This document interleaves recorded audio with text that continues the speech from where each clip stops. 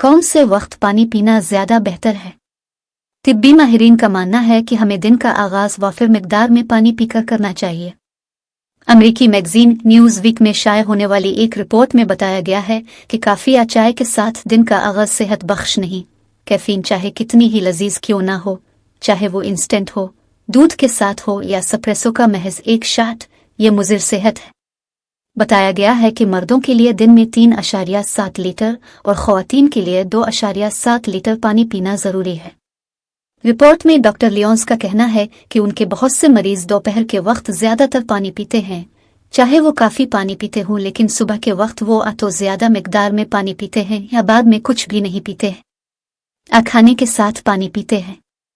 सही फैसला यह है कि दिन का आगाज़ पानी पीने से किया जाए, क्योंकि दिन के बाद तक पानी ना मिलना एक मसला है, क्योंकि ये जिस्म को वो हाइड्रेशन नहीं देता जिसकी इसे ज़रूरत है।